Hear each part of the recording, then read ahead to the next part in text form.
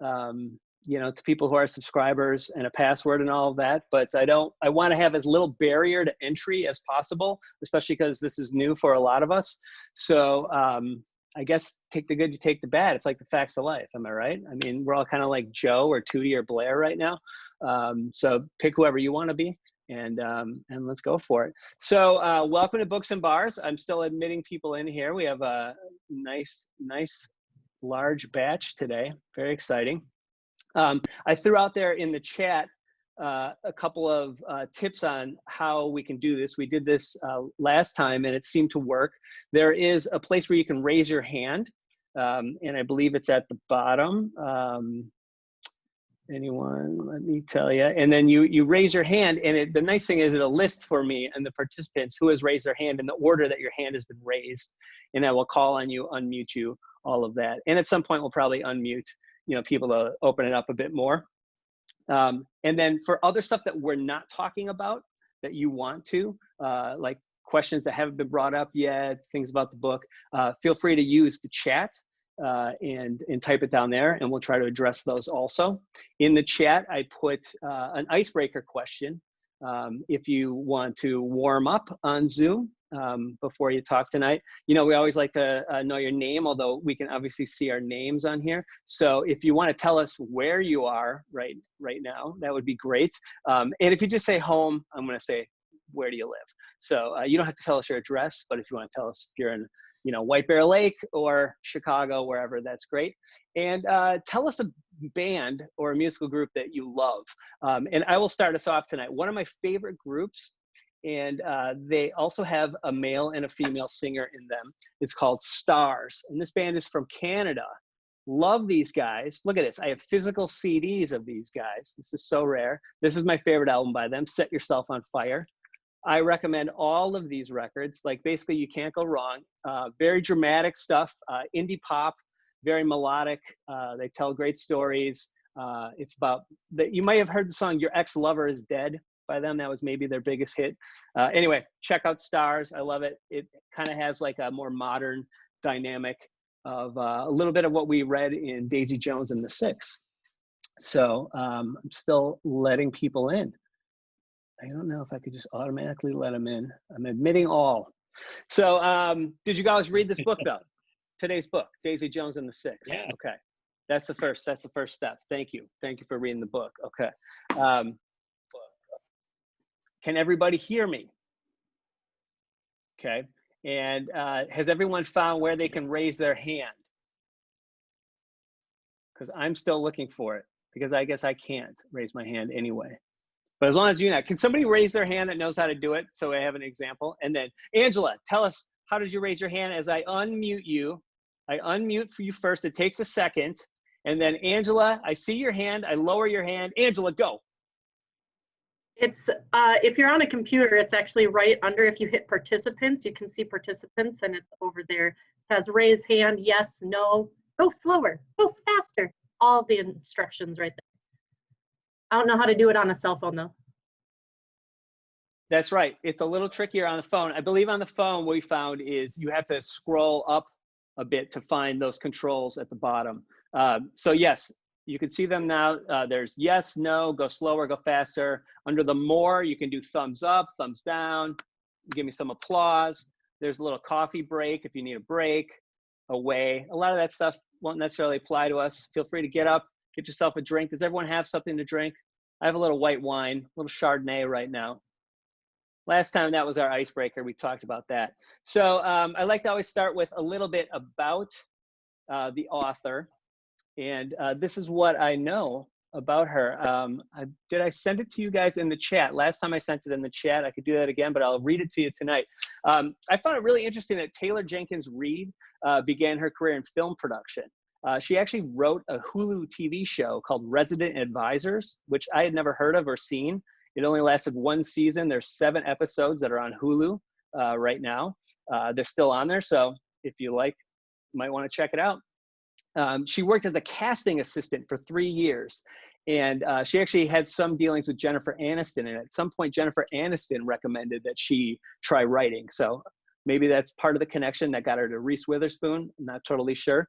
But after she graduated from college, She tried a bunch of other jobs. She was writing part-time while she worked in high school until she got later in life this book deal. Her first novel is called Forever Interrupted. And this novel, as you probably know, is going to be on, I believe, Hulu with Reese Witherspoon producing it. And I believe Riley Keough is her name, is playing Daisy.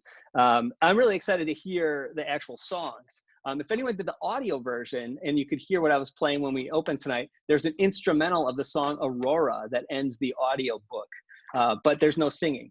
So basically, you can flip to the end and where all the lyrics are listed, and you could just, sing yourself. And so I'm looking for anyone who just finished the book. Did anyone just finish it maybe while they were waiting for us to turn on and they want to give us their freshest, hottest take? I see Rachel waving her hand, and her hand is there. I'm going to unmute Rachel. Rachel, tell us what you thought. Hi. Hi, yeah, I just finished it and I did it on audio, and I'm really glad that I listened to it on audio.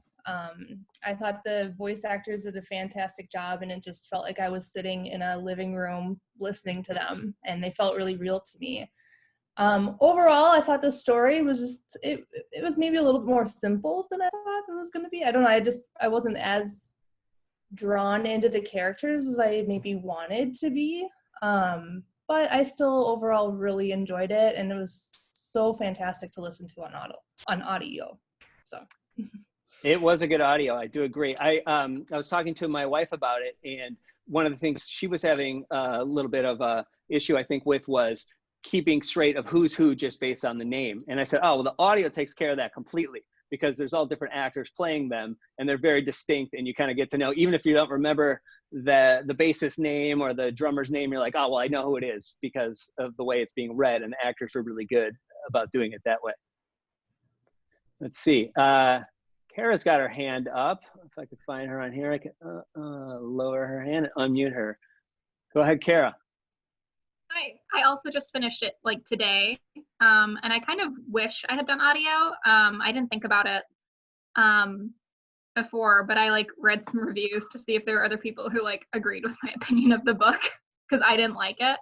I had the same problem it sounds like your wife had. I couldn't keep the characters straight, and then I found that this type of story is something I might be interested in if it was about a band that I actually cared about and already knew. But if you made me watch a documentary about a band I didn't know and why they broke up, I wouldn't really care about that documentary necessarily. So I just kind of felt like I didn't really know who the people were. I did read it really fast. And then I just couldn't get that into the story. So I hear you. So the interesting thing that I found was, so I'm not a big fan of the Eagles. I don't really like the Eagles, but and apparently Taylor Jenkins Reid didn't either, but she did watch a really long documentary about the Eagles, and that really helped inspire a lot of the stories in this book, even though ostensibly it's mainly kind of a Fleetwood Mac type of thing with a Lindsey Buckingham and Stevie Nicks kind of a relationship at the center of it. The author couldn't believe how much guys could be so gossipy and catty, and so oh, is that what he said? Well, let me tell you the real story, sort of thing, when the Eagles were talking about their band. And that really made her want to write something like that. Along with that, her husband was reading an oral history of Saturday Night Live, which is a really, really great big book that I have that I haven't read completely, but I would love to, if there was an audio of that, I'm not sure, or read it out loud. I think it would be really funny. But she saw her husband reading that book, and she knew she wanted to do an oral history. So it started with that. I want to write an oral history. And then she saw the Eagles doc and was like, maybe I can do this and kind of make it like a Fleetwood Mac type of thing. And I get what you're saying about it's not a band. If it's not a band, you don't know. I think if it were a real band, though, I would probably have been sucked into it to the point where I would want to go and listen to this album, and I would probably want to watch some live footage of it, much in the way that now I will want to hear how they translate her pre-written lyrics into songs and perform them. And I actually think I would like the TV show. I think seeing the people would make it more real, and then hearing the music, their interpretation of it would be. So I think potentially this would be a TV show that I'd like better than the book. All right. Well, we'll get to find out soon because Reese Witherspoon is involved. This is a rare one that really got fast tracked, and there was no doubt that this was going to series. And they've already, I think, written the pilot and done some of it. It's probably on hold a little bit now because of COVID-19, but yeah, I'll let you know when I find out. I see Rachel G's got her hand up. Let me unmute her. Rachel, talk to us. Well, mine was because I was demonstrating for you how to raise a hand. Oh! I didn't know how to put it down. Okay, well then, Rachel, can you talk about demonstrate? Rachel, can you demonstrate the icebreaker for us? Yes, I am in. I think it was Maplewood, and I really like Cloud Cult. That's my favorite band. All right, You're good. Rachel. I love Cloud Cult. They're awesome. Yeah, it's such a great live show. Great high energy, really, and it's just an incredible performance. There, if you've never seen them, they do live painting on stage, and then they auction those off for charity at the end. So there's like 2 painters, one on each end, and they're painting during the concert. It's really incredible. Highly recommend it. But Rachel, I like how you said, I think it was Maplewood, like you weren't sure where you are. I am confident now. Maybe with a little few more beers, I wouldn't be as confident. But right now, I'm sure that's the one thing I know for sure. I know where I am and where I have been for a month now. There's no doubt about it. I'm in Minneapolis. I don't know what day it is. Yeah, I'm in Minneapolis in the Kingfield neighborhood, and my band was Stars. Okay, so there you go. Dana Bruce, you have your hand up. Tell me it's not just because you were helping us out. And if it is, you get to break the ice too. Dana Bruce. All right. Am I unmuted? You're unmuted. I am. Oh, great. Well, I finished this book before when I was on vacation with one of the gals that's on today in California. So it was just the perfect beach read. You know, it was so fun. And so, I mean, maybe if I read it at a different time, but then after I read it, I recommended it to my daughter, and her book club did it, and they all liked it. And so I just think it's very approachable, and especially like with what's going on. And I know my friend Nancy read it after we switched books. So I read American Dirt, and she read this book. And I think that reading this book right now is kind of a good read to just read when you want to like escape. And I think that would be important right now. So I think it's a good read right now, I think. You know, fortunately, yeah, it worked out that way because over the last couple of weeks, you guys had asked for, can we do something else? Can we do something light? And that's why in 2 weeks, we're also doing The Lager Queen of Minnesota. But I was happy that this book kind of slotted in at this point and really, I think, was a nice little escape for a while too. So I'm glad that you found it that way. And whether it's a beach read or a quarantine read, hopefully you took your mind off things for at least a few hours, and we can do that again tonight too. I see Caitlin, your hand is up. Caitlin, you are unmuted. Okay, so I guess Nico Case is probably my favorite. Love her. It's hard to pick one favorite. I had tickets to see her, and of course that didn't happen on April 5th. So it's interesting because I'm seeing in the comments that other people feel differently about this than I do, but I agree with Kara, sorry, I'm not sure how it's pronounced. And I think that I had a hard time with this because they weren't real people. Like, I don't know if I would read this book about an actual band, but I had trouble keeping track of people because I couldn't Google them.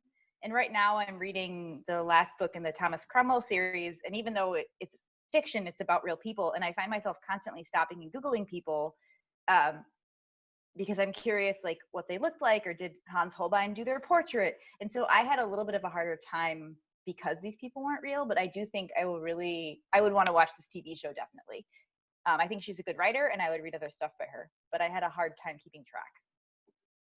You know, I am interested in reading more by her also. It's kind of funny because one of her books has a unfortunate relationship to our June book. In June, we're reading The 7.5 Deaths of Evelyn Hardcastle, which had to change its name to 7.5 instead of 7 deaths because of the 7 husbands of Evelyn Hugo, which was written by, so there's such similar titles. And Stuart Turton, our June author, his book was published in the UK, but they made him change it here because of the popularity of Taylor Jenkins Reid's book. And they have nothing to do with each other. Just their titles are so similar. They have like the same name and the same number. And Daisy Jones in the Six happens to be her 6th book. There's just, a lot of stuff going on there. But what I find interesting is I usually, if I read something and liked it, I pretty much automatically want to see how it's translated. Although I have not, as much as I enjoyed the Little Fires Everywhere, I haven't watched it yet. And it's been on Hulu for a while now. Have you guys watched Little Fires Everywhere? That was a well-liked book by our group. Has anyone? I don't have Hulu. I should get Hulu. Yeah, Hulu keeps getting better. It's great to have right now. But I see Brenda Vaughn, your hand is up. Brenda, I'm unmuting you. Tell us what your question or comment is. Hey, Jeff. Hi. I listened to the book audio, and I do think that was the better way to do it. I did read some of it as well, and I had already listened to it, so that's not a fair comparison, but I do think listening to it was better. And I immediately was sucked in. To me, it was just behind music, which I used to love to VH1. And I didn't like the band. I liked the behind the music that they would have. And this sucked me into that right away. And actually, a friend of mine who read it, it was hilarious because she was reading it for book club, and we met for a drink after work. She said to me, "Oh my gosh, I spent my afternoon trying to find their music." She didn't realize it was a fake band. Yeah. So that's how it felt to her, was that she actually thought it was a real band, and she was trying to find their music and figured out through Googling that it was a fake band. So I think listening to it on audio definitely is a different experience. Yeah, and Brenda, your friend can rest easy. She's not the only one. I've listened to and read interviews with Reid, and she said it's one of her great moments of pride is that she has had people believe that her other book and this book are both real, and have Googled the people involved in it and are upset when they can't find out more, and they think it's like some lost band that doesn't exist. And I mean, now that there's playlists online that people have made, including ourselves, there's even more fuel to that fire a little bit. But soon there will be an actual band, if you will. They might be sort of like a Partridge Family or Josie and the Pussycats kind of put together kind of thing. But there'll be an album, and it'll be a real thing once it's on Hulu. Well, and I read her other book too, and that does have some real people in it, which makes it even more confusing. Okay. Interesting. Yeah, I guess there are real people mentioned in this one when she's like, I don't think I slept with David Bowie, although I'm not totally sure of. I might have. Eileen, I see your hand is up. You're unmuted.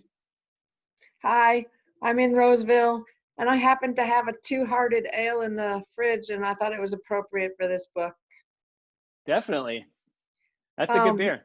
Yes, very good. I didn't think I was going to like it, but it was good. I listened to it as well. I felt and really kind of got suckered into it pretty good, because I kept imagining the musicians and the artists that I knew from that era being those characters, not necessarily in the same band, but just who would have been that female keyboardist, who would have been the brothers who were in the band together that I knew. My favorite bands, though, are things like the Eagles. I do like the Eagles a lot. And then, Rod Stewart and Elton John, rather than the big rock bands.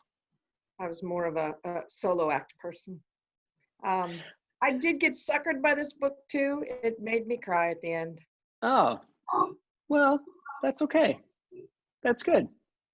I think that's great. A lot of those bands you like are great. Those, I mean, hey, and the Eagles do have some good songs. Don't get me wrong. But as I think I got like the myth of the Eagles, and then seeing their kind of how catty they are and stuff, I think I like them less as people. Although I did watch the Linda Ronstadt documentary, The Sound of My Voice, and it was phenomenal. And you find out that some of the Eagles were like in her early backing band, and it's really interesting. And that's why I put a bunch of Linda Ronstadt on the playlist that I made for this book. And fortunately, I read that Taylor Jenkins Reid also got really into Linda Ronstadt around the same time and that kind of sound. And I felt like there was a bit of the character in her and how just tough and strong and smart, and not being someone else's muse. I'm going to be, my own creative person.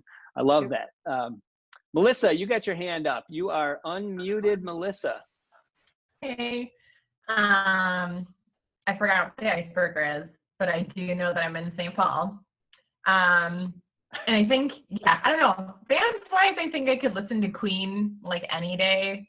And Spotify told me that my most listened to band of the decade was Panic at the Disco, which I was like a little bit embarrassed about at first. And then I was like, actually, nah, I feel like that feels appropriate. But I listened to the audiobook as well, and I lucked out. I got it from the library.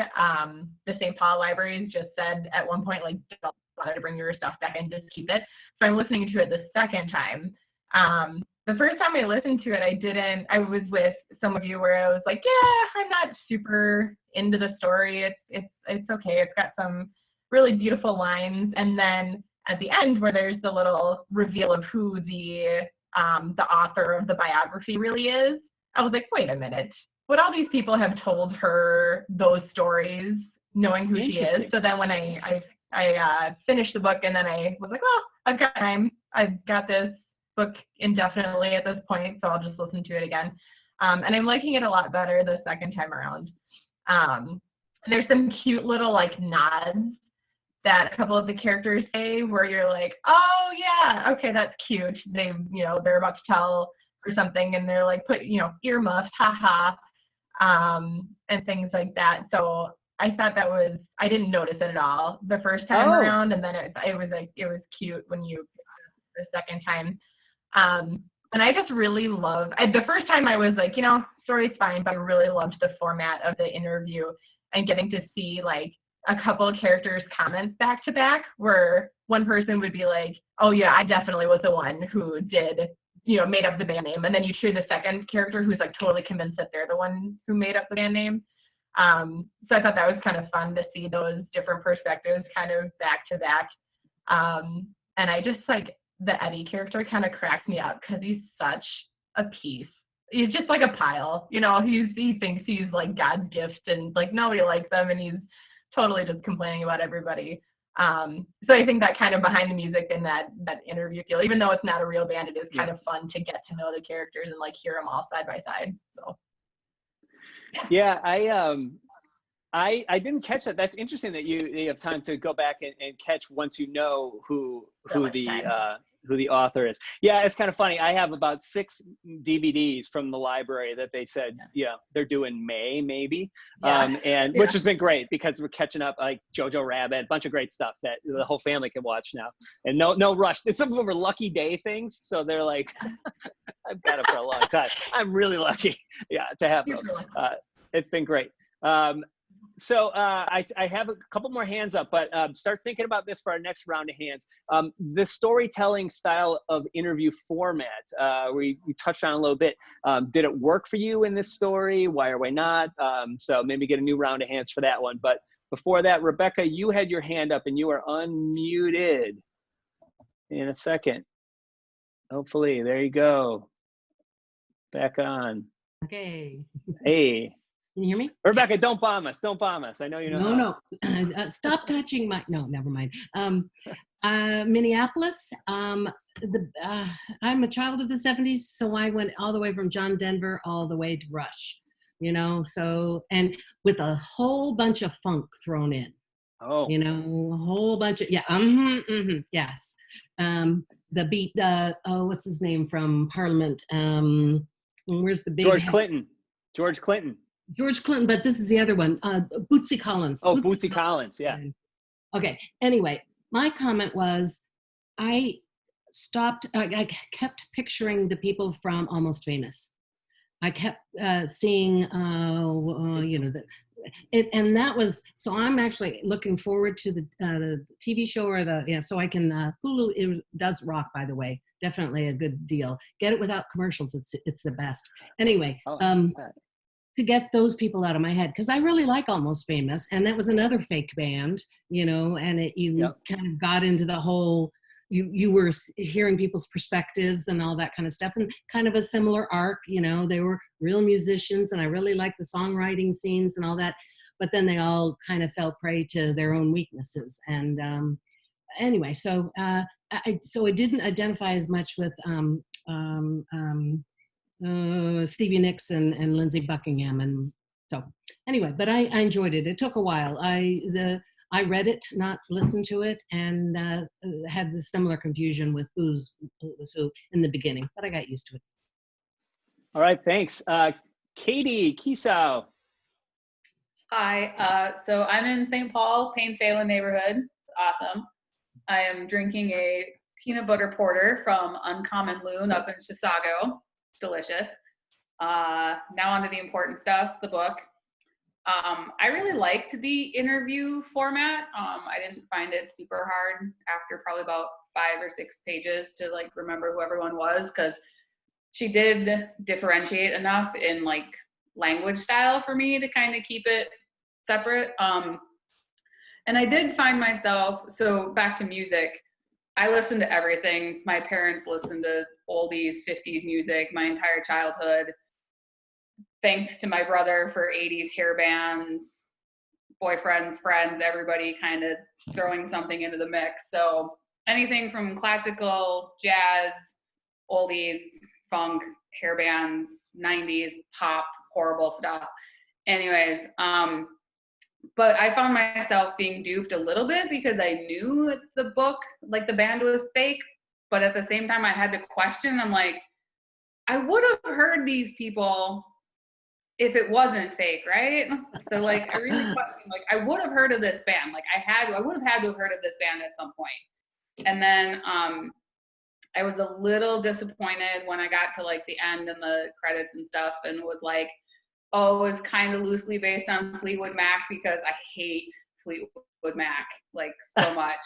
And I was like, no, I mean, it kind of had that feel based on time frame and that kind of stuff, but I was still really disappointed because I'm probably the only person on the planet who loathes Stevie Nicks and Fleetwood Mac, but I can't.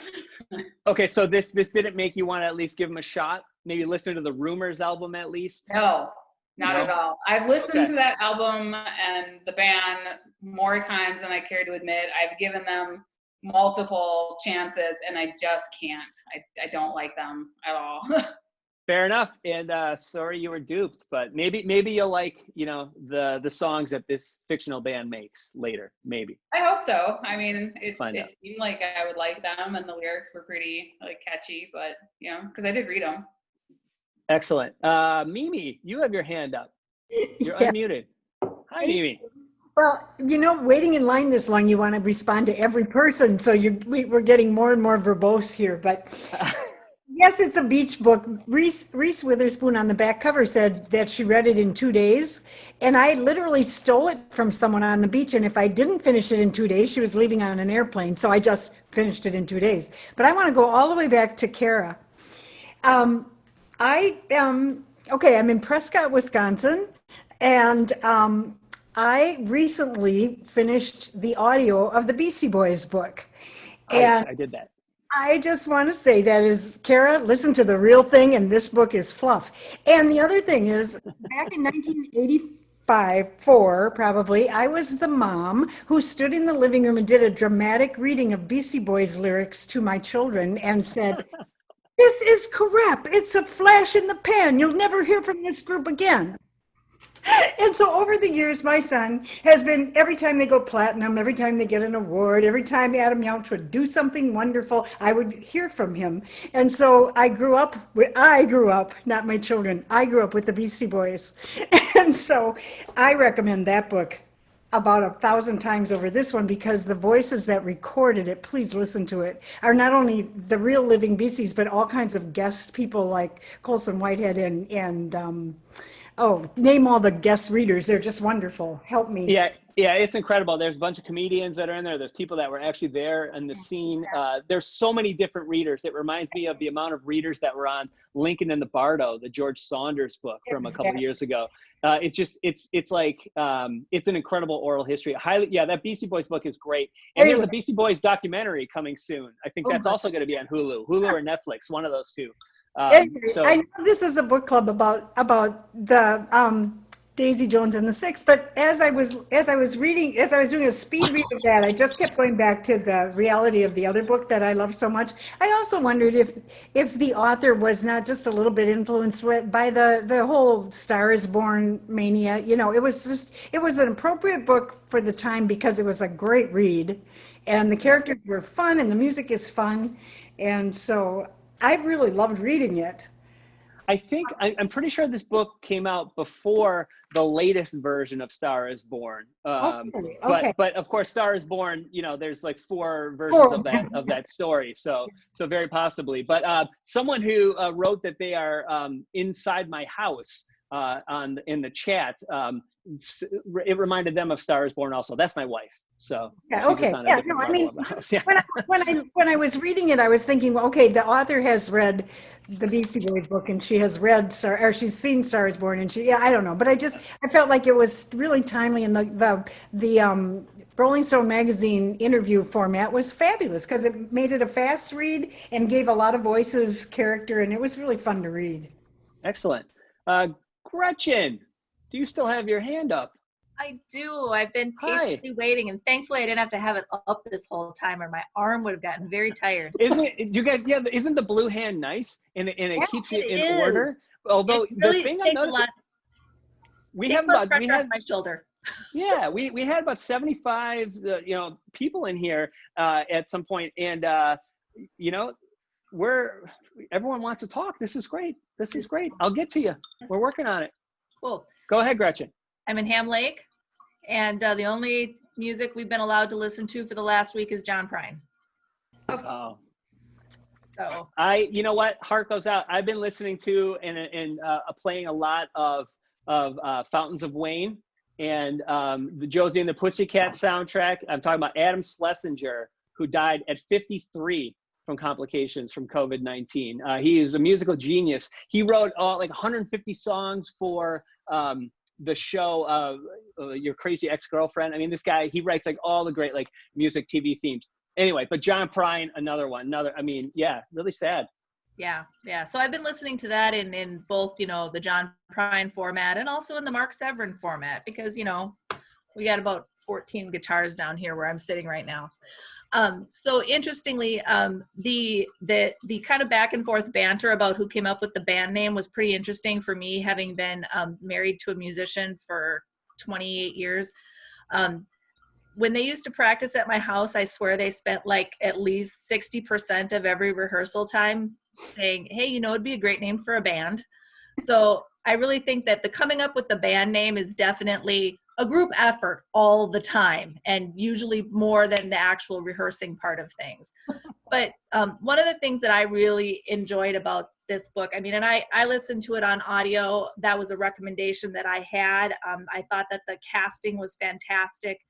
I actually liked this a lot better than Lincoln in the Bardo. I thought that was just too confusing with all those voices, but this was, I think, the perfect mix. But I appreciated that there was a real focus on a female artist who really had something to say, and yeah, she was pretty, and she was rich, and she was all these other wonderful things, but really when it came right down to it, she was an artist and she had something to say, and that was what made this band kind of get over that hump.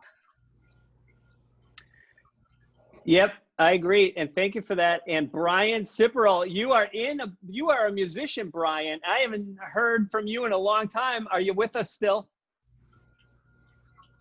Brian Cipperell. Brian, not here. Okay, David, I know that you have to go at 8 o'clock. You're on now. David, talk to us. I could see Brian. Brian, we couldn't hear you. My phone was on mute. Oh. Oh, okay. I'm dialed in, not on my computer, because it's going through everything. So I forgot when you kept asking. I'm going, yeah, I'm from South Minneapolis, and were you I forgot what the icebreaker was. Yeah. Oh, yeah. the icebreaker. I was. My phone. Or, I asked, and I would love to hear this from you, Brian, because you are a musician. Tell me a band, just one band that you love, that maybe this book, makes you think of, or something. Anything, just a band you love and why. God,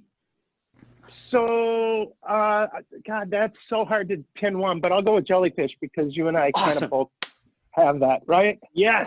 They're just an incredible power pop band. One of the, they're just great. Anyhow, what I thought about with this book, so I think Rebecca said Almost Famous. Yeah, I got that right away. I read it. Actually, I'll be honest, I haven't finished it yet, because I didn't start till late last night, and then I got sidetracked. I kind of, as you read through it, it was hard not to picture Fleetwood Mac. I mean, yeah, I can't think of another. Well, okay, or the Mamas and the Papas. That was the other band I thought of, because of the pairs, right? And there was the whole thing of Karen sleeping with Graham, which was like Michelle Pfeiffer sleeping with Danny, but being married to what's his name, the other guy in the Mamas and the Papas, right? I mean, yeah. A thing I kept going back to with this, so I didn't like the interview style like this, and probably because I'd watched Echo in the Canyon, if you guys have seen that documentary on and it's also set in Laurel Canyon, and that's what the canyon is. So when they mentioned that they bought a house in Laurel Canyon, it was real easy to shift into that mode. And it's about that early Laurel Canyon sound, the Mamas and the Papas, the Beach Boys, the Byrds, Jackson Browne was there, all sorts of really cool things. If you haven't seen that, I'd highly recommend that documentary. It's really good. But Brian, can I ask, so as a musician, how did you feel she wrote the musician characters, and do you feel like she really captured what it's like to be on the road touring or playing live shows? Can you speak to any of that?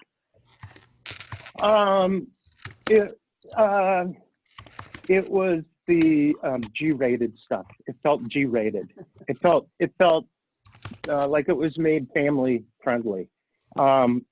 Eddie was the closest thing that I came to what a real musician that I've, because they, I mean, he was the one that felt the most real.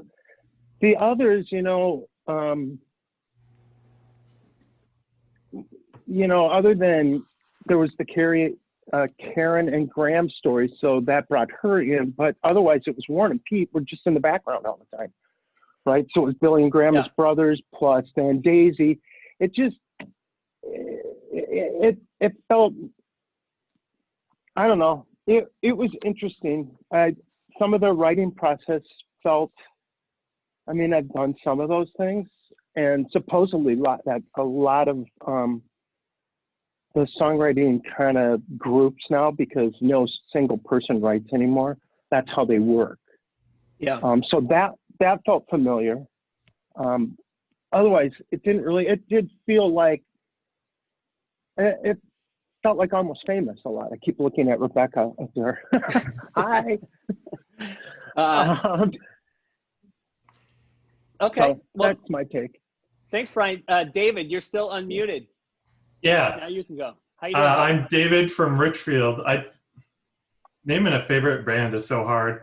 I know, but David, you want to tell people I love what you do, David. David listens to like all of the classic albums from some list or some book, and then kind of reviews them with a current ear. You want to speak to that at all, David, and how it might have affected your reading of something like this? Yeah, it's the book 1001 Albums You Should Listen to Before You Die by Robert Dimitri. And I'm blogging each album as I listen to it. Today's album was Land by Slint, which isn't that well known of an album, but it was really good. Okay. Yeah, I kind of feel it's fun because I get to go through, like, you know, it started in the 50s and then 60s, 70s. So this book then brings me back to how I was feeling when I was listening to the 70s albums and stuff. But I really like how the oral history style of it. I read so many music biographies, and if I can find one that's an oral history, I'll always try to read it, really no matter what band it is, just because I love that format. Two really good ones were All Over But the Shouting about the Replacements, and then what's the other one I thought of? Please Kill Me, the Uncensored Oral History of Punk. That was really good. And I just love how it weaves the story together with all the different voices. So it's certainly my favorite format in a music biography. Excellent. Well, I look forward to someday the oral history of books and bars, and all of you are going to be interviewed. And it's going to be like, yeah, I remember one time it was like his second Zoom chat, and this Zoom bomber came in and she had a mask on, and she was like, who likes mask? Blah, blah, yeah. And it's going to be great. I can't wait for one of you guys to do that. But Alyssa, I see that your hand is up. All right. Alyssa and Marlon. Come on. Look who's here, you guys. It's Marlon and Alyssa. You tell me you're in Philly right now. Is that right? In Philly. We're super pumped that we can join you guys. Awesome. Well, thanks for taking the time and coming back. Go ahead. What was that, Marlon? We've been missing the book club for sure. It's not the same out here. We're missing you. I mean, look, you leave and look what happens. I mean, yeah, we just had to put this thing online. We said we're not even going to meet in person anymore because Marlon and Alyssa can't be there. What's the point? We might as well just stay home. So, did you guys read the book? Did you read the book? I did. I finished it this morning. He's still working through it. Yeah, I just started it because I was in the middle of Stephen King's It when she started the book. So I was like, oh, I have to finish this first and then can move on to it. So Alyssa's got the question. Yeah, so I've been grooving anyway on some good classic rock coming out of this. I got halfway through picturing very much like you were saying, Rebecca, picturing some Almost Famous faces and vibes, and then I was like, all right, hold on, if this is loosely based on Fleetwood Mac, I should do a little bit of homework. I knew the broad strokes but didn't know a lot of the history behind Rumors, so dug into that a little bit, and I actually found that it kind of took a little bit of the magic away from me, like letting my imagination run with it in the first half. I think just worked a little better for me than when I did try to connect the dots back to the real life inspirations. And then to your question, Jeff, I found I really liked the oral history format, partly just because it was different. So it was just a fun change of pace and moved quickly. But also, I think one of my favorite parts of the book was you'd have a question out there and two characters back to back answering differently. And it would be like about silly, mundane things, right? Like who drove the car or when they left. But the fact that people could remember these random pieces of their history, so like just completely differently. I just found that was a riot for me. Yeah. Thanks. I have to laugh because Lisa says to everyone, who knew I would miss Marlon and Alyssa? That's the kind of gold you get in the chat down here. I know, the chat's blowing up. Well, the chat's blowing up. Hi, everybody. Well, I think we all miss you. I hope you can stick around for the rest of this chat and we get to hear from you again. But I got Catherine's hand up right now. So Catherine, I'm unmuting you. Hey. Hey. Hey, calling in from St. Paul, and my favorite band is Aerosmith, and that's me with Steven Tyler and Joe Perry. So awesome. I listened to it and I could just see Judy Greer and exactly what she was wearing and doing. And like, I'm actually really disappointed she's not going to be in the TV because I was like, no, she was perfect. And I loved the back-to-back of how people misremembered, because just thinking about like Aerosmith, many of the band members have written their own biographies, you know, with ghostwriters and whatnot. Yep. And they definitely don't agree as you read through them on these like significant things that happen. If you were to read the books all together, like one person blames that person, one person the band actually hates each other, but they are so good on stage that they just put up with it. Yeah. And then they just go their separate ways. None of them live anywhere near each other. They don't want to have anything to do with each other prior to the shows, but on stage they act like they're like best friends, best buddies. And I was like, oh, I love how they kind of played with that idea too, because it just felt really real, knowing kind of what's going on with that band. And then I also agreed that it felt a little PG. It felt a little cleaned up, but it also reminded me of I Live Inside by Michelle Leon from Babes in Toyland. Okay. I thought the exact same thing about her memoir. I thought she was like cutting out all the juicy stuff, but really she was focusing on the emotions and the personal experience and not pulling on the shit show, I guess. It reminded me of that. Catherine, while I have you, and I just shared this note, do you want to talk about the live stream that the Friends are doing in a very special event on the 28th that we should all tune in for? Oh my gosh, yes, I'd love to. So we had to cancel our in-person Minnesota Book Awards this year. So that 900-person event couldn't be held. So we are going to have a live stream on the 28th at 7 p.m. and it will be hosted by T. Michael Rambo, and it is going to be a great time. He's got so many fun, it's just going to be very fun. He's got a lot of stuff planned. We're going to try to call the winners live so you can sit there and watch as we call the Minnesota Book Award winners. And if you go to, there's a Facebook event up. So the Minnesota Book Awards has the live stream event up, so you can get the information there.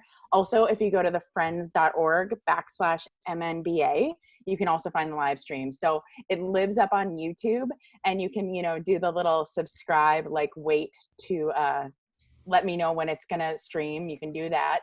And also, if you register and tell us you're coming, you are entered for a chance to win all the winner books from that evening. Cool. So that's pretty cool. Yeah. Oh, and by the way, cocktail attire is encouraged. So we'd love for you to dress for the evening. I love it. I love it. I will definitely be tuning in. And that's the night before our next video chat, the one with the Lager Queen author, J. Ryan Straddle. So I'm looking forward to that. It's the 28th.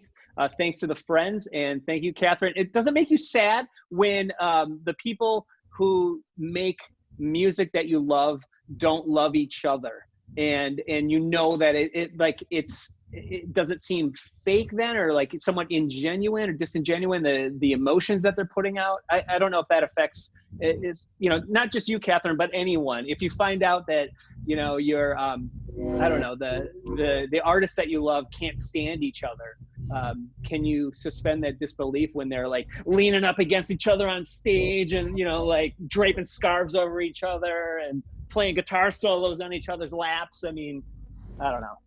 I mean, I don't know. I think it speaks to the power of music and the power of entertainment. You can have something and not have something in person, as person to person. Like you can have a magic, and I think that speaks to creativity and the power of music. And I mean, you think about like all the great inventions, all the great things that have happened in time. There's been a lot of people that hated each other that did really great things together. Yeah.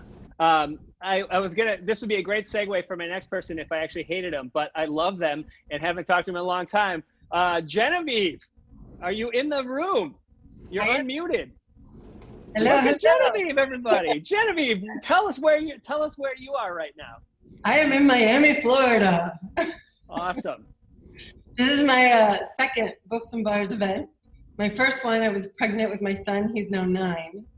And so I made it to Minnesota before the birth, and I got to do, what was it? The Jonathan Tropper book.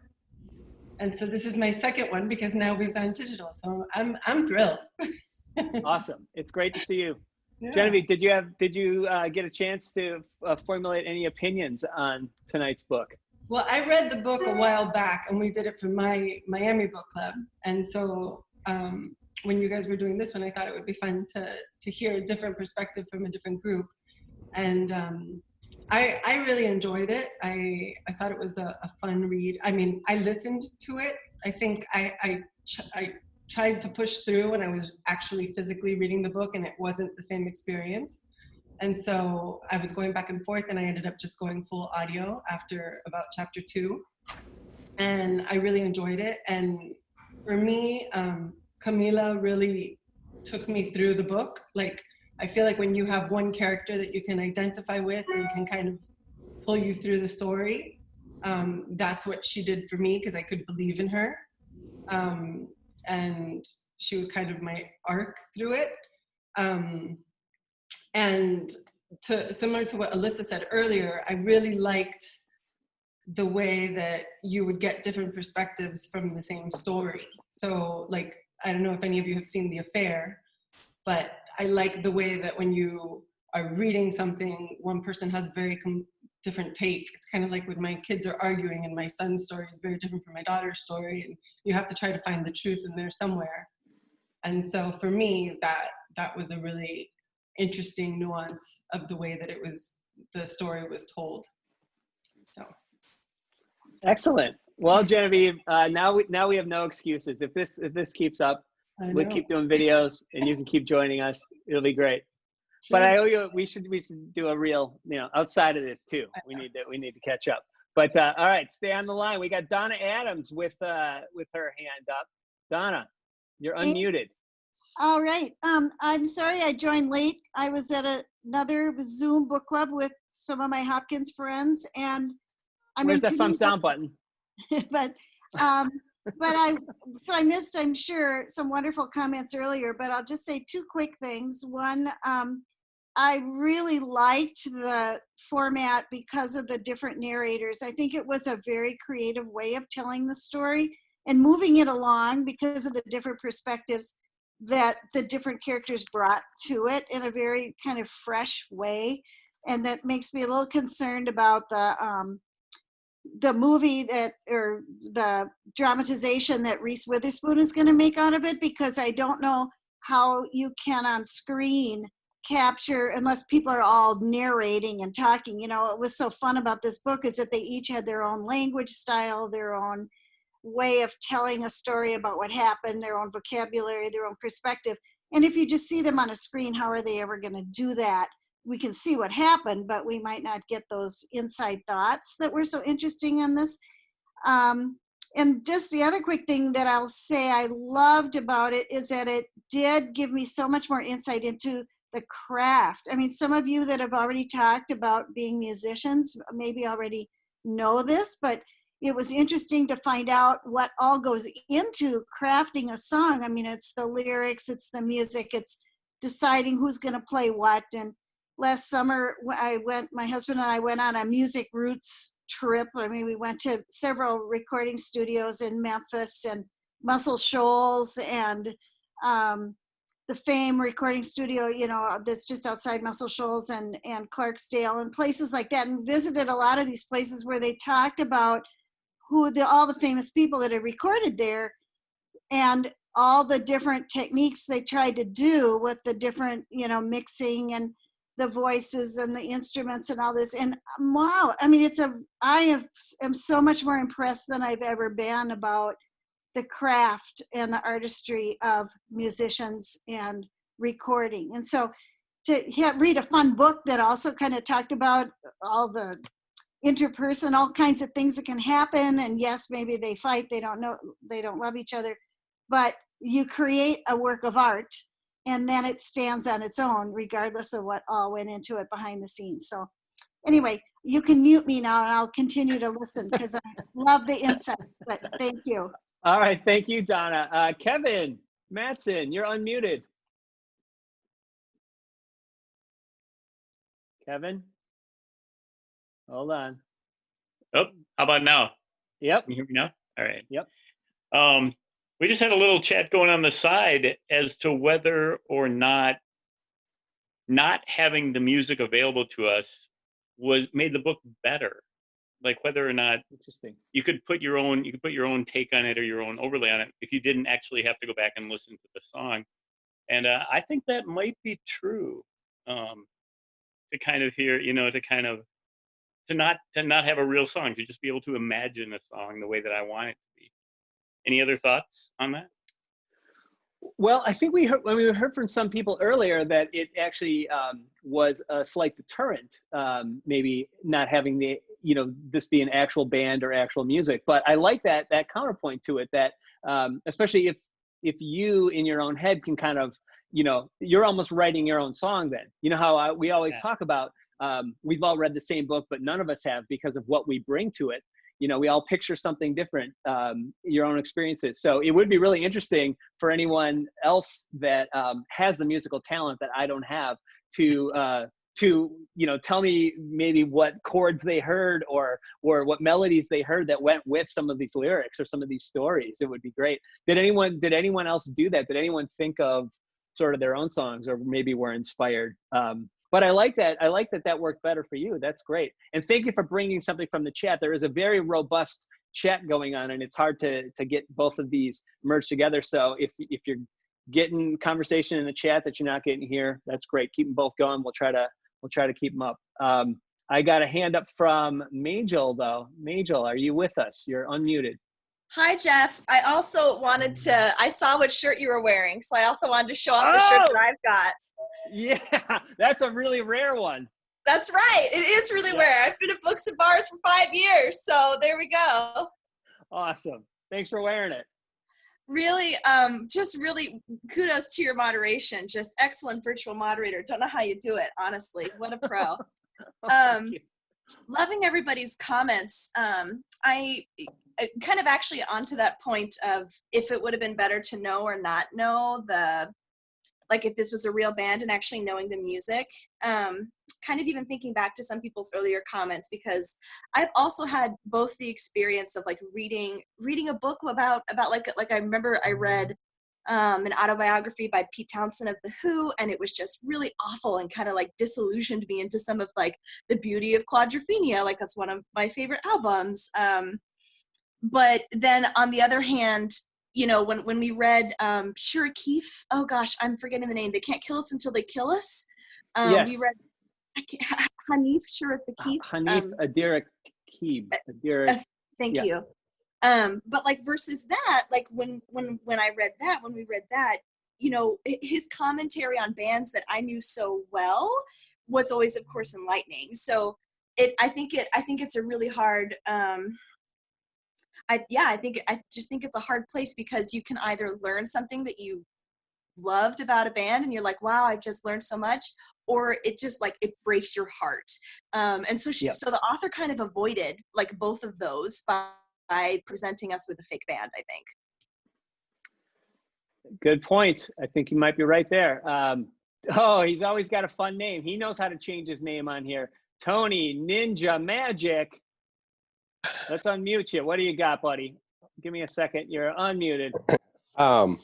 I just loved the book. There's an awful lot of interesting side chatter here. Oh, Minneapolis and impossible to pick a favorite band, but the band I've seen more times live than anyone else is They Might Be Giants. I have no shame in that. Lot of questions about why Billy fell for Daisy. And I just can't even wrap my head around that. How could you not fall for her? She's magical. She's super talented, gorgeous, just a train wreck. Exactly. The big hoop earrings. Like, I just thought they wrote her to be kind of everyone's dream. I really loved the wrap up and how Simone's daughter was the one who really made it big. I thought that was awesome. And then how many people from the Six actually just became like, insurance salesmen. And that was a nice little, behind the music part of it. Right. And it was a nice touch. I think it maybe leads you to believe that a certain character is dead or no longer with us. But then, you get to them and it's like, you know what?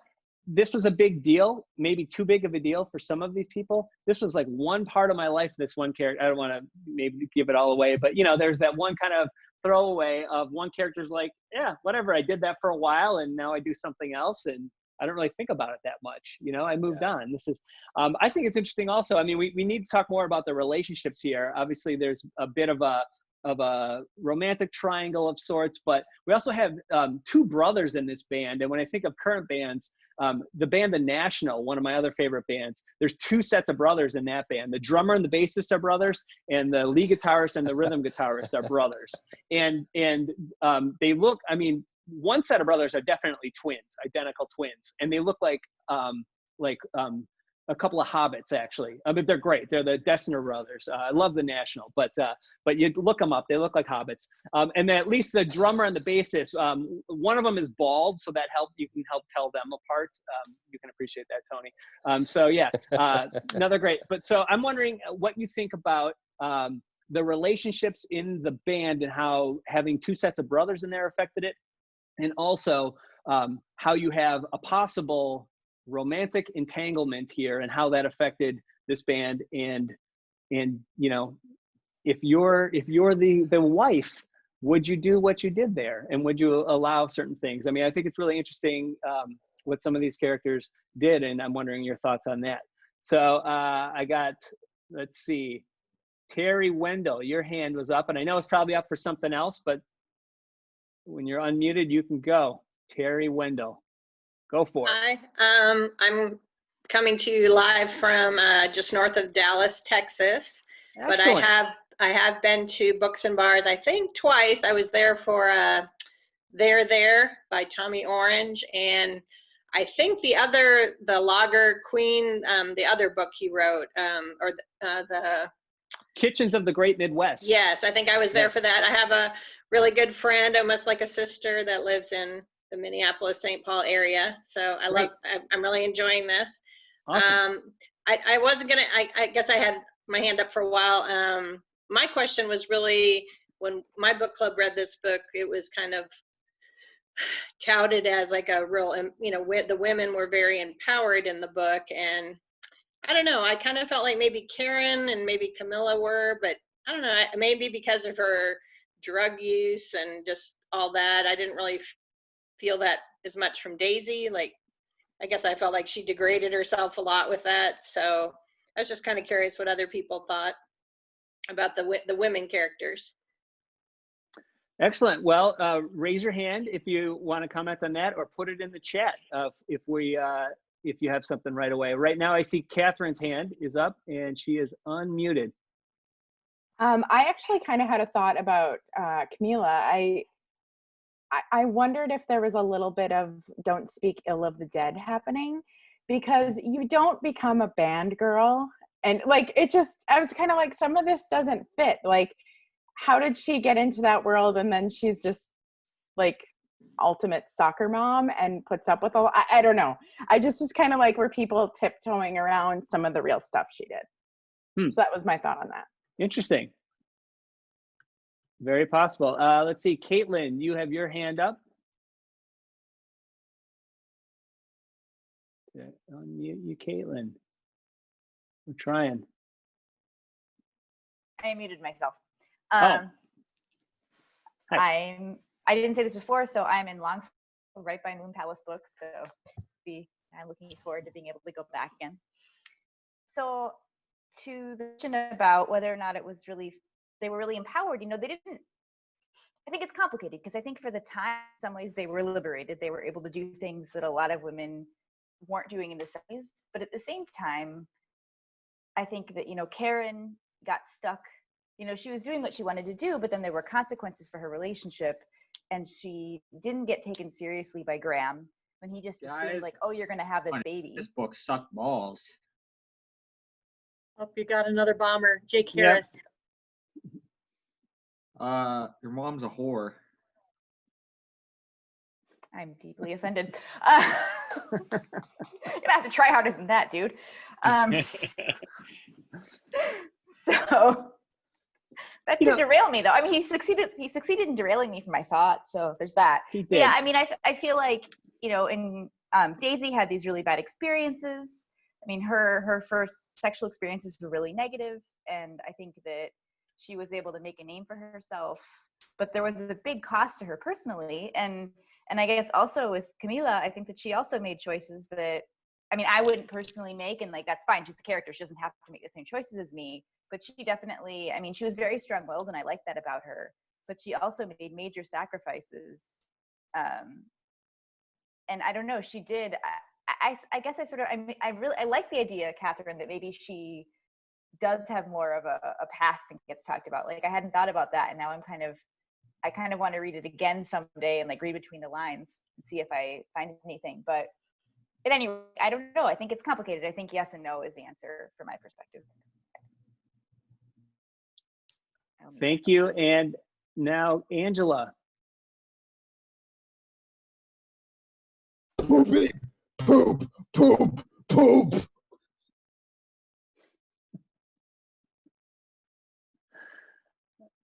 That wasn't Angela. Yeah.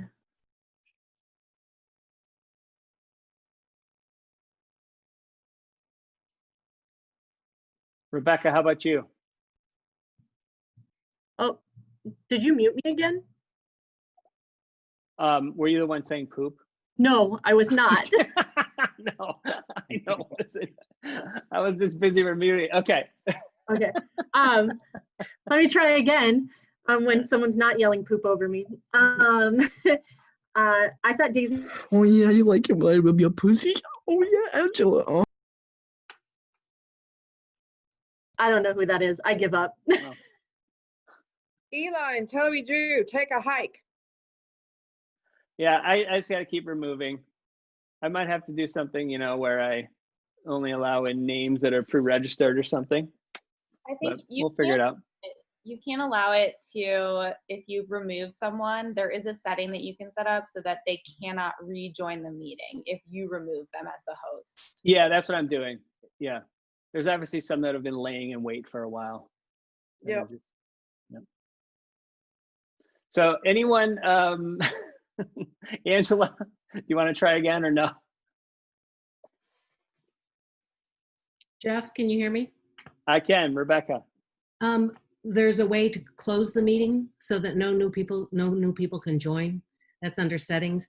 I have a feeling this link has been shared on like a Reddit or some place. And so just random kids are clicking on it and doing this. So you're likely to see more rather than less over the next couple of minutes or whatever. So I don't know how to prevent it without going full on into the settings. So. Okay. Yep. I won't let anyone else in. If you're joining this late, it's just too late anyway. I'm sorry. So, okay. No one else coming in. Hopefully there's no one in here already that's just waiting. Rebecca, were you just Also, wanting to help or do you have something else? Are you recording this? I am. Okay. Just they can also do sometimes recordings. So you need to, there's other options we can do to reduce the amount of things that participants can do. So I just wanted to make sure. Okay. Let's see. Okay. Caitlin, do you want to say anything?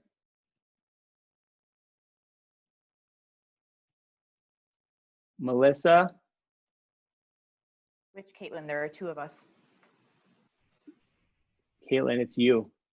Me. Your hand is up first. I got you. No, it wasn't meant to be up. I will. Okay. It It's somehow down. didn't get removed. I'll mute myself again. Okay. Let's see if Melissa. I think I was just thinking back to the comments about feeling PG or feeling like, I was wondering if there's some unreliable narrator style element to it. Just because they're talking to Billy Connor. So maybe people aren't as forthcoming with their stories, knowing that, or not, they don't necessarily want to speak ill Camilla or Billy to the interviewer. So that's kind of an interesting layer to it too. Yeah. So I don't know if it was my connection or yours, but I missed a little bit of that. But I do think you bring up an interesting point. When we find out who the author is, and I wonder is there any reason why then maybe we get the PG version? Because knowing who the author is, or are we, are we not getting as deep of the real story? And I guess that's another thing to look at here. Who did you really believe when you were reading this? Were there characters where you're like, well, I think this one is exaggerating or making it up? Are there other characters where you're like, anything they said, that's the real story here? Or did you also kind of have to kind of piece it together? I think with these oral histories, and one of the things she's talking about here is how much, this happened so many years ago, how much our memory becomes the story we've been telling ourselves. Like, this is what I think happened, and I've been telling it this way for this many years, that then to hear it from somebody else and it's not your version of the story, what is the real version anymore? Is there, unless there's, some kind of like recorded proof, of what actually happened. Anyone have Sorry, any? I think that was my internet. Yeah, so I definitely thought that about Billy, where is it a matter of he doesn't want to talk to his daughter and share with her that he maybe had some feelings for someone other than her mother, and people not wanting to give their honest opinions of Camilla to her daughter, or speak ill of the dead, as someone said. But yeah, it seems like Billy in particular might have been one of those, he's telling himself a version of a story to help himself feel a bit better about certain things. So I thought that was, I just thought that was interesting. Yeah. Kara. I think my comment was was responding to something from a while ago, but I guess I'll just say I kind of agree. I thought Billy was maybe not the most reliable narrator, but then I had the thought that all of them were, and maybe that was a point. I just had a quick response. I thought the conversation about whether the women empowered, not, I think that's complicated. I don't know if there's like a great answer to that, but I thought that instead of saying it's good, all the women should be empowered, I thought that all of the women were different from each other and complex in their own ways, and I thought that was very valuable. Writing a book where all of the women are great and empowered and everything is perfect wouldn't necessarily be that interesting. So having all of these different types of women, some of whom have major problems and maybe have these big flaws or things they're struggling with, I thought that was nice. Yeah. Evelyn, you're unmuted. Hi. I'm in Minneapolis, uptown. I really like electropop. So Churches is a band I've been listening to a lot lately. To talk about Billy, I think a good clue to where Billy's motivations lie, I thought, was from the second Rolling Stone article where Daisy threw him under the bus a little bit and talked about his personal life and how he wasn't present for his daughter's birth, the rehab, and how he flipped that immediately and was like, I hate Daisy Jones, and created a new story. And I wonder if that's what he was also doing with the author, to try and protect his family and keep the family integrity above all else. So that was I thought maybe that's what he was doing. And I don't think he was lying necessarily. He was just telling part of the truth. I think his thoughts at those times were probably legitimate, but it wasn't the whole story, obviously. In terms of the women characters, I really liked how they had that extra person who wasn't necessarily involved in the band, Simone, who was this disco DJ, and I think she was African American or Black. I think that was sort of the implication, right?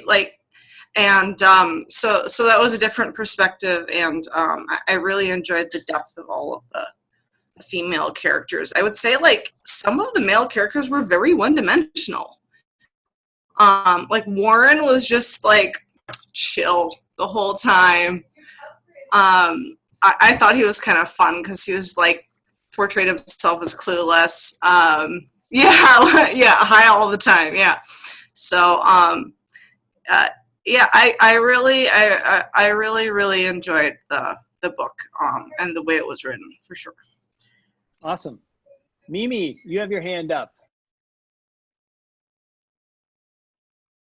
You're unmuted, Mimi. Okay. Earlier, when I commented, I used the word fluffy because when I read this beach book, I did think it was very fluffy. But you guys are just taking me to a new place. Do you remember the Japanese film Rashomon? Yes. Okay. Yeah, different stories, the Here we same are. story, but everyone's got a different version of it. Yep. All of the players are looking at this, and they're interviewing, and they're talking directly into the microphone and being very honest, and they're each seeing what they saw. I like that. You just kicked the book up a notch for me with that. Excellent. Well, that makes me happy to hear. That's the least we could do. I always say, even if you don't like the book, hopefully you'll enjoy the discussion and maybe you'll leave with a different perspective. So it doesn't have to be your favorite book, but I think sharing this together makes you leave with just something else that you can take, and maybe it'll be someone else's book and you can recommend it to somebody else then. So thank you. Let's see, is there anything in the chat right now that was really hot, you guys, that you want to make sure that everyone knows about, that we talk about in here? I know there's a lot. I haven't been able to read everything that's happening in the chat. So someone who's been heavy in the chat want to say something there? I got Rebecca's hand up. You hear me? Rebecca, you're ready. It was just more about there was a lot of discussion about Camilla, the character. And yeah. My comment was that I thought she was the least cliched character. In other words, I kept assuming that she was going to lose her quest to keep hold of Billy, but she kept doing just the right things. And so that tension between her and Daisy, in the end, she won out. Now, it doesn't mean that she, other people have said, I'm not sure that they would have made the same choices that she has, but I really liked that was a part of the story, because it would have been way too simple for those two to have gotten together, for Daisy and Billy to get together. And so for Camilla to, I don't know, be able to steer her own course was really powerful. Also, Daisy steered her own course. She ended up like a kick-ass old lady, from what I can tell. And I liked that Karen was able to have an abortion and not feel guilty about it and whatever. So whether or not you think those are strong actualization, it's the author obviously decided that the women were going to be in charge of their own destiny, whether or not it was the right destiny or not. But I liked Camilla. And so that was, I think, one of the discussions in the chat, among many others. Yeah, Camilla was great. And I especially love this quote that she gives to, so Daisy says Camilla changed her life when she said, "Don't count yourself out this early, Daisy. You're all sorts of things you don't even know yet." And I'm wondering anyone else's thoughts on what Camilla did, and especially, what she does at the end. Any thoughts on how you think things might go after that, or why she did that, or, really, I mean, how much she did or allowed, her husband to do and not seem to be as bothered by it, but yet maybe knowing that if she steered things from behind the scenes, she can keep the family together. I don't know. Any other thoughts on that? I see Eileen, your hand is up and you are unmuted. Eileen, did I lose you? Okay, Caitlin I'm here. Fellows. There you are, Caitlin Fellows. Oh, Eileen, you're here. Okay, go ahead. Yeah, I'm here.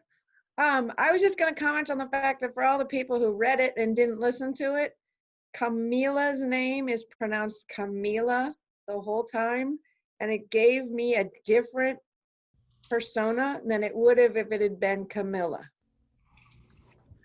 Yeah, and I hear you.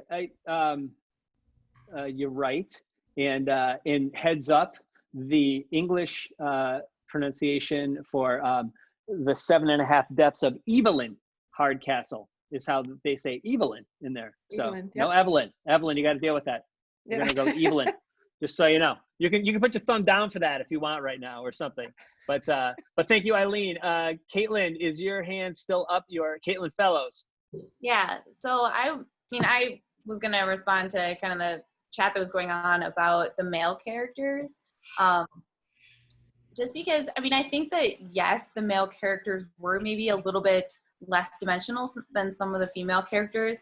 I think that they all were, even if they did maybe arguably represent like individual different stereotypes, I think that they all were very carefully written in a way that pulled all the pieces together. And especially like Pete was a character that really stood out to me. He had arguably a minimal role in the story, but the way he was so nuanced and subtle throughout the story, I think kind of pulled together in those conversations of those kind of lesser male characters, I think really helped us understand all of the dimensions. And if you had had a book with just the female characters, they would have been kind of just appallingly flat and disgusting if you think about kind of the stereotypes that they were embodying without some of the male characters to give those kind of counterparts.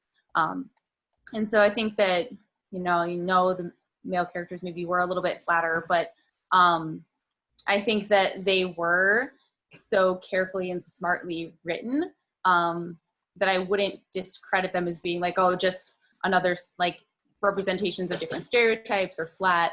I actually found maybe not Warren as much, but a lot of the other male narratives to be very entertaining to read and to be just as important and beneficial to read as the narration from Karen or Daisy or Camilla.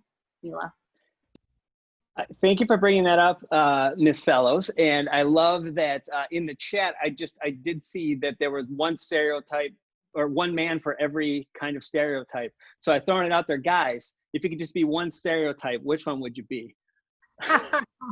And I would love to know, women, do you have is there a list of just stereotypical men's are we all fitting into a category in some way? Thank you for the high kick request. I feel so bad that I did not do one last time. I am definitely going to do a high kick. I'm in socks right now, and I just was stretching, if any of you saw that. And I threw a little one up there, and I almost landed on my butt, and you would have seen that, which would have been really bad because I'm recording. So I might have to throw on like a shoe or something really quick to get a good high kick in there, but I'm going to do it for you. So yes, and if anyone else wants to speak about what stereotype I am as a man, I'd love to hear it, or any other of the men on the screen right now. Go to gallery view, pick out a guy, and then tell us what stereotype he fits. But we have another one from Miami. Genevieve, you're unmuted. Hi. Sorry, I had to mute myself. I don't want to say what stereotype I think you are.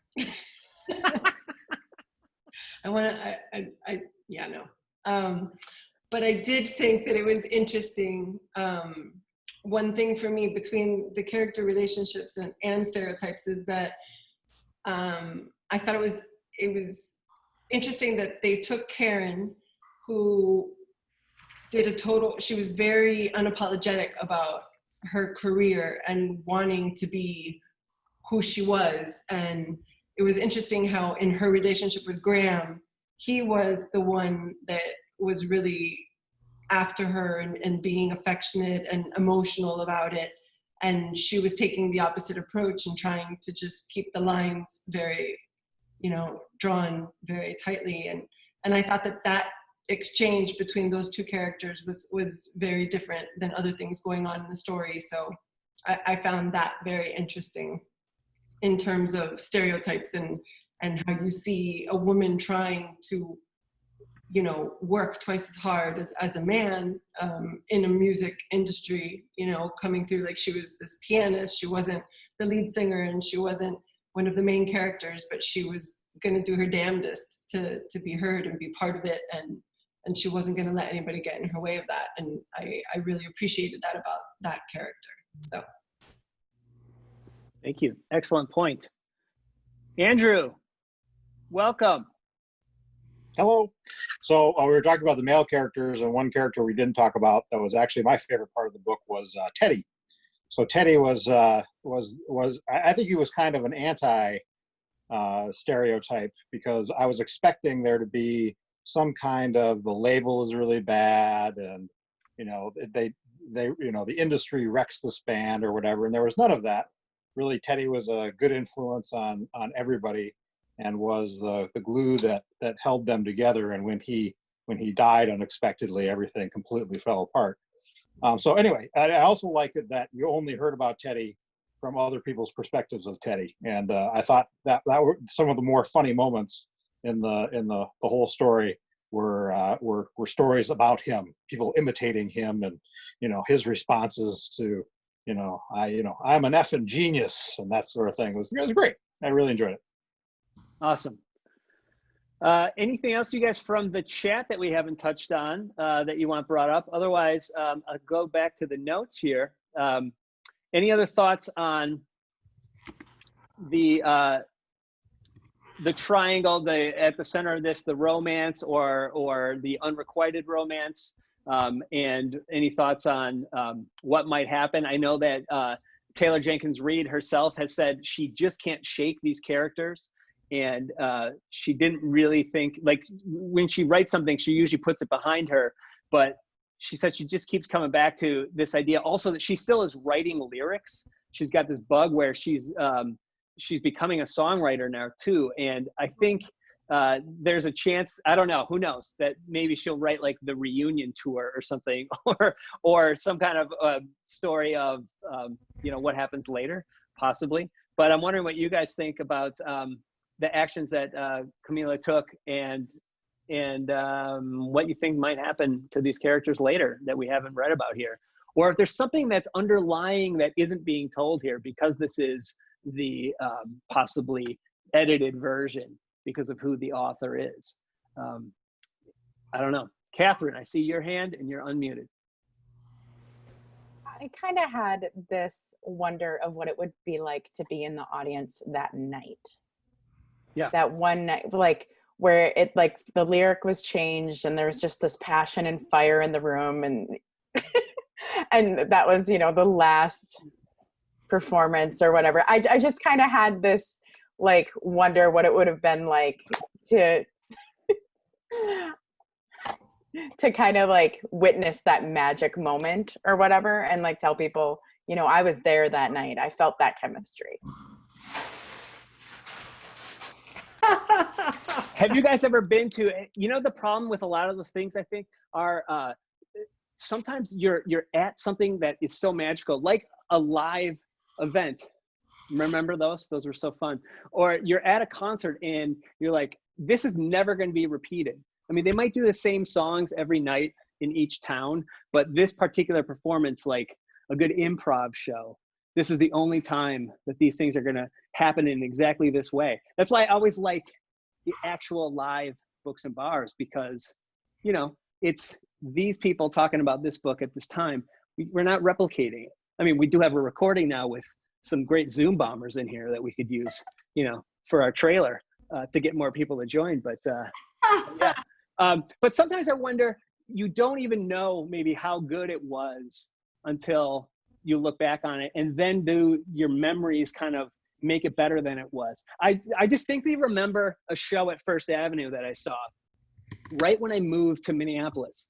And I know I'm going to say a name, and the guy, he's going through a tough time right now, Ryan Adams, but not Brian, Ryan. But it was one of the best shows I'd ever seen. He played like 3 hours. He bought beers and, like, was handing out beers to, like, the people in the first few rows at First Avenue.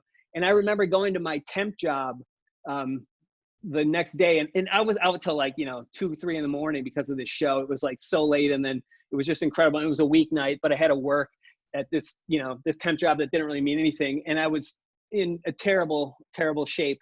But I remember thinking, I want to remember what this feels like, because I I never would have wanted to have missed what I saw that night. That show was so incredible that even though I'm paying for it today and maybe for a couple days, I'll be paying for this. It was totally worth it, and it was so great.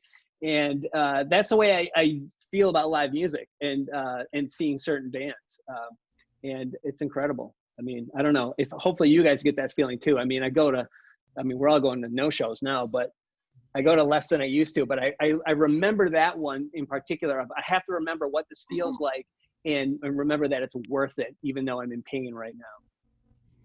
So anyone else have any thoughts on what are some of the other characters that we haven't talked about? Anyone that you want to bring up?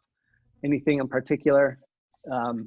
Anything about, let's see. Anyone surprised about, I don't know, the way that the Warren character was portrayed and sort of, I mean, did he seem kind of one note to you? Did anyone like that character or relate to him or feel like that he was telling the truth in any way? Or was there any sort of antagonist in the book? Anyone that you thought of as like the bad guy, the one that, you just didn't care about? Anything like that? No?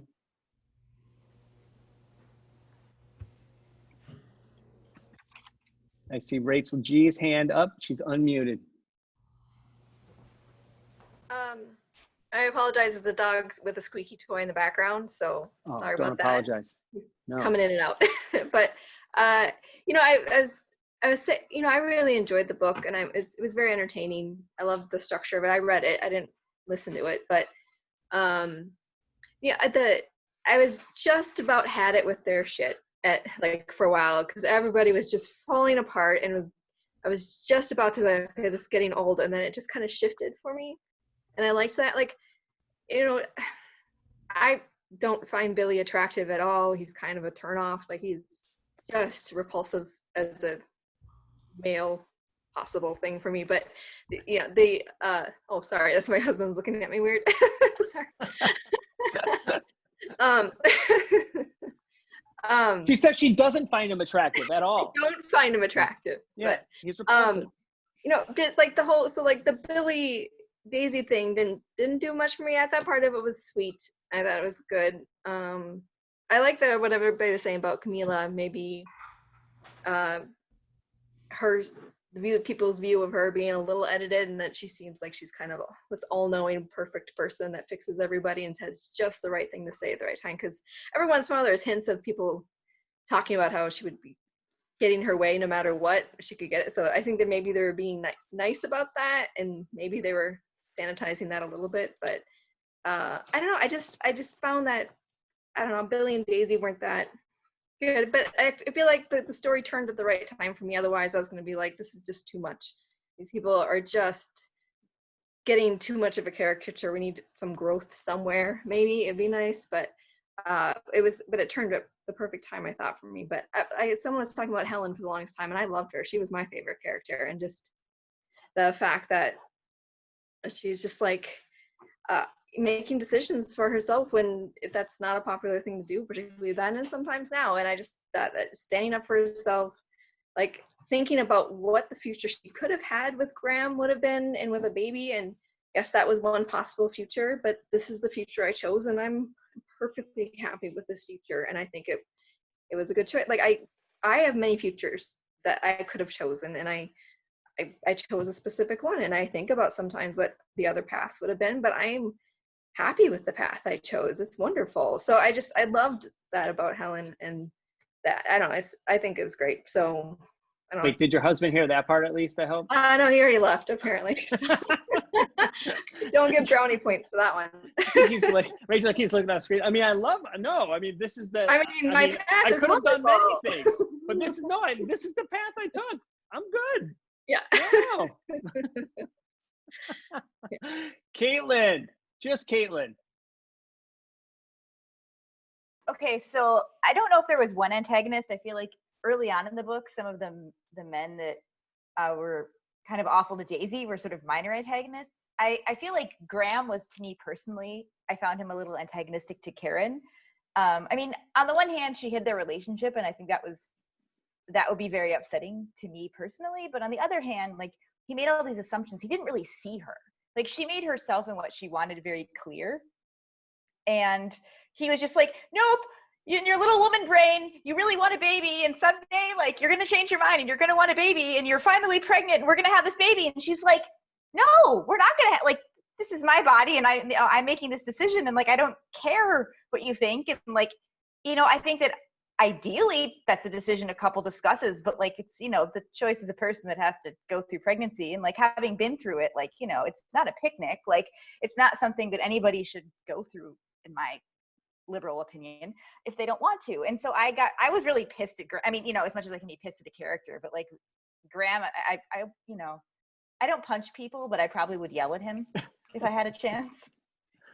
And also what you said, Rachel, about the futures, you know, it's sort of interesting because like I think about that in my life, and like I might have made different choices, like when I look at where I am now, but here we are, you know, we have to go with the path. I have to go from where I am now and with the path that I chose. So that's all. Thank you. And I'm glad that that Rachel clarified she was talking about Karen, not Helen, because I was like, I'm like, which one was Helen? Like, that was her favorite, and I'm like, I don't even remember which one. I'm listening, like, does anyone know who Helen is? Like, maybe her husband knows who Helen is. I don't know. So I'm wondering if what you guys think of this format. I think, you know, a lot of you had to wait a very long time to talk because of the initial amount of hands that were up. And if I unmuted everyone at this point, I'm wondering, would people start talking? Would there be too much other noise? I think we unmuted a bit. We had a lot less people last time, and we kind of let just cross conversation go.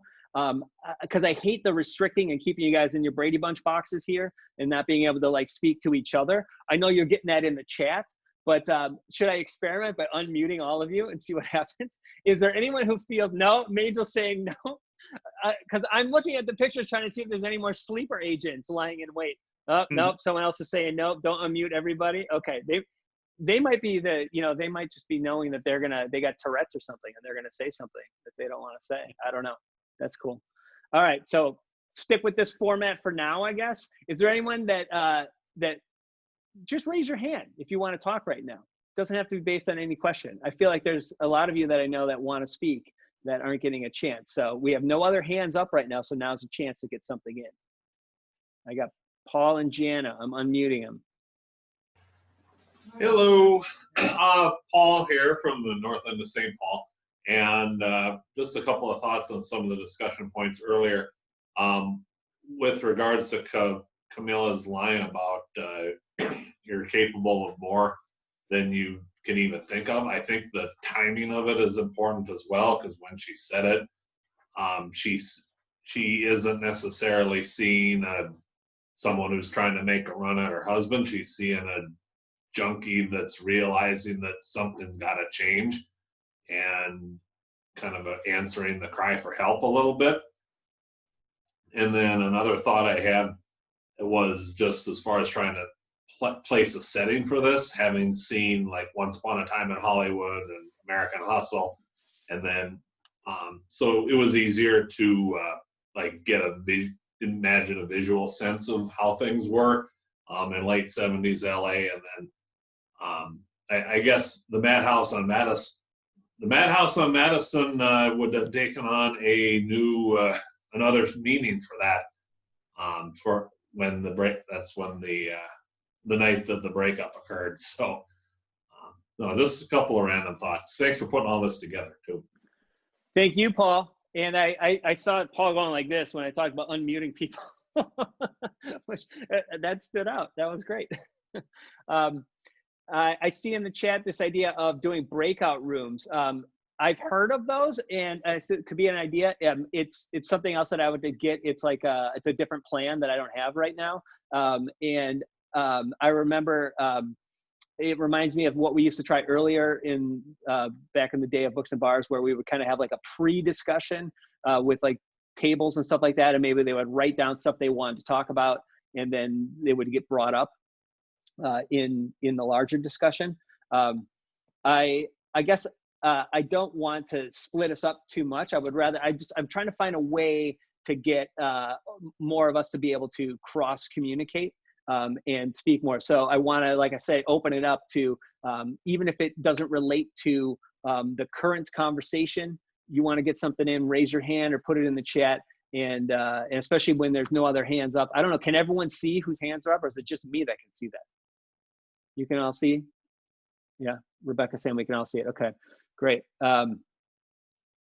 So there's no hands up right now. Is there anything in the chat that you guys want me to hit? There's so much that I have to read there. Does anyone know if I am able to save all of this and go back to it? The chat, I am? Okay. Well, it's saved. I'm gonna unmute Rebecca. She's my expert on Zoom. Rebecca, yeah. Can you hear me? Can you hear me? Yeah. Yeah. You will get, depending on your plan, but normally at the end, when you end a meeting, you get to save the chat, a transcript. Okay. And it'll be a cloud recording, that you can download. I'm not sure whether anybody else can save it at this point. Yeah, I have the option to save chat. So that's one of the things that you can turn on or off for the guests if you want them to have the ability. To save the chat also? Okay. Because I would like to address, any things in here that we didn't get a chance to, whether we do it on our Twitter or Instagram or Facebook page, but find a place to address anything that you didn't feel was addressed here, and maybe with my research I'll come back to it later. But I don't want to also just sit here and read when I have all your faces here. So does anyone else want to say anything about this, where we're running a little longer than we normally do, but I'm glad that you were all here. We had a high of about 75 people. A bunch of us had to go, but thank you so much for doing this. In 2 weeks, we are back with the author, J. Ryan Strattle. And he is the author of Kitchens of the Great Midwest, which we read a while back for Books and Bars, and The Lager Queen of Minnesota, which is a book that you guys voted on. We were looking for something light and fun and not too heavy right now, take our minds off things. And that was the overwhelming, by like 2-1, the #1 choice. But what I loved is there were so many other good titles that you guys are interested in doing that weren't on our immediate radar. They're also a bit older. Things like Hitchhiker's Guide or Stardust, or God, there were so many of them, and I have the list, and it's going to be great to go back and hit some of this list.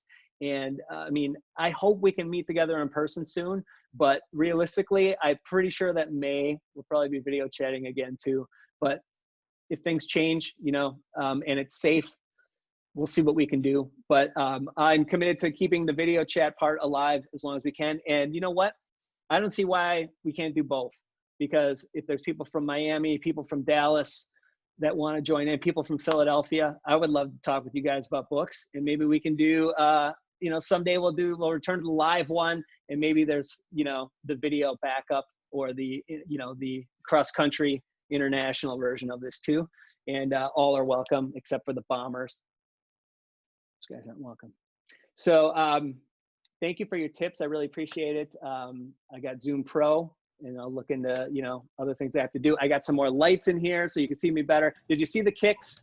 Do you need another kick? Did everyone get to see the kick? Okay, because I could do it again. But I got Kara's hand up here. So what you got, Kara? I just wanted to say, in case anyone missed it, balls, balls, balls. Like that was really important. Awesome. You know what? I thought that's what was said, but I'm looking at the subtext of that, and I don't know, is that what you think the author was trying to say? Or what do you think the author was really trying to say with balls, balls, balls? If anyone has any thoughts on that, I would love at least a tweet length review of the best bomber. Did anyone have a favorite bomber tonight?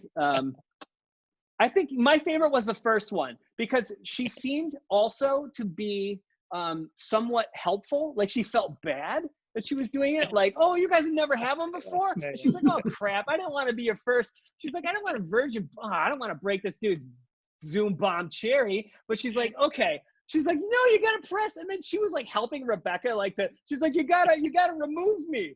Oh, she's got like She's got her face is covered, and she's like, nuts, balls, penises. You guys like dick? Oh, but no, just press remove if you don't want to hear this stuff. You guys don't want to hear it? Oh, I feel bad. You don't want to hear this? Oh, okay. You know what? I don't have to do this. You can just remove me if you want. Okay, cool. She's like, are you going to do it? And she was like, bleh. You know what? I got it on video. I'm going to go back and replay that video as a how to Zoom. And next time, who knows? Who knows? I might have to come up with some other ways to restrict people. It got to be later where I could tell Leonardo DiCaprio was not someone I was going to let enter the room because it was Leonard DiCaprio. And I'm like, you know what? I bet that's not a real person. The name is too close to a very famous person, and you're not coming in at 8 o'clock, Leonard DiCaprio. So, man, who knows? But what if we missed out on having Leo DiCaprio, the actual actor, video chat with us? And that'd be an epic fail on my part. Balls. So, all right, you guys, thank you. I sent in the chat the link for the next one. Of course, it's on Facebook, and I'll share it on Twitter. Maybe I have to, find another way to maybe not share it with everybody. I don't know. Look into that, figure that out. But 2 weeks, Wednesday, the 29th, Lager Queen of Minnesota with the author. And I feel it'll be, of course, we're going to be Minnesotan and be nervous about like talking about the book, like in front of the author on the chat. But maybe I can do what we've done in the past and work it out that the author joins us for like the first 45 minutes or something.